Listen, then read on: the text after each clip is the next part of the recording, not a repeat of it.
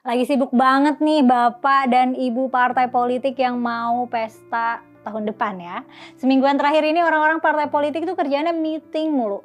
Gak cuma meeting internal, mereka juga meeting koalisi, plus meeting antar koalisi. Bahkan dari meeting itu dua koalisi bahkan rencananya bakal digabung dan membentuk koalisi besar guys. Sebelum bahas lebih jauh, kalian udah tahu kan koalisi itu apa? Jadi koalisi itu ya kerjasama antar partai yang punya kepentingan yang sama ya. Nah, kerjasama kayak gini tuh mungkin bersifat sementara gitu atau ya asas manfaat tadi gitu. Apakah ini berarti setiap partai yang berkoalisi bakal jadi kawan? Terus yang nggak berkoalisi berarti jadi lawan? Simak ulasan selengkapnya bersama aku Mela hanya di GLF Pro Kontra.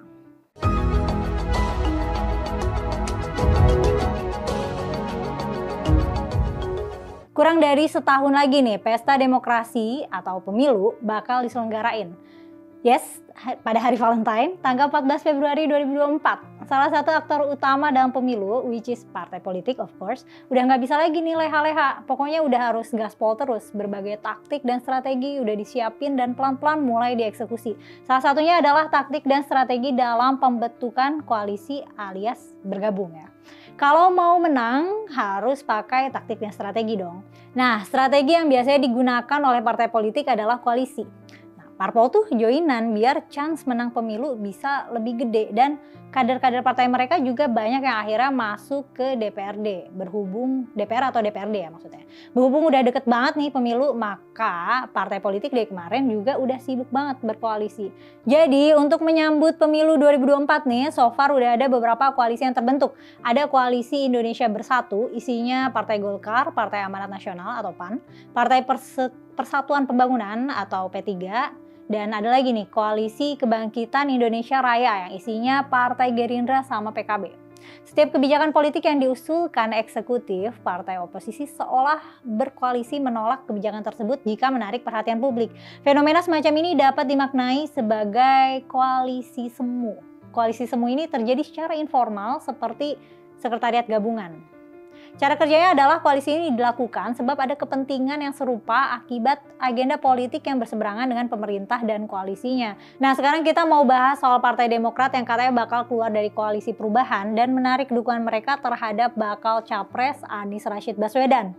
Jadi yang kita tahu nih, mantan Gubernur DKI Jakarta Anies Rashid Baswedan itu kan udah resmi diusung sama Partai Nasdem untuk jadi calon presiden di Pilpres tahun depan. Dukungan ini kemudian juga didukung sama Partai Keadilan Sejahtera dan Partai Demokrat. Tiga partai ini kemudian membentuk koalisi yang namanya Koalisi Perubahan. Yang prinsipnya tuh kira-kira ya Anies Baswedan for RI 1 gitu. Seiring berjalannya waktu, elektabilitas Pak Anies tuh diprediksi berbagai hasil survei itu turun terus, apalagi kalau disandingkan sama bakal capres yang diusung partai lain kayak Ganjar Pranowo yang diusung PDI Perjuangan dan Prabowo Subianto yang diusung Partai Gerindra. Jadi dalam survei terakhir yang dilakukan oleh Indikator Politik Indonesia, elektabilitas Pak Anies sebagai capres itu terus turun dari yang sebelumnya 28%, terus jadi 24%, terus jadi 22% sampai di bulan Mei kemarin elektabilitas Pak Anies tuh ada di angka 18,9%. Nah itu kenapa ya? Kok bisa turun terus deh? Nah di sini nih masalahnya.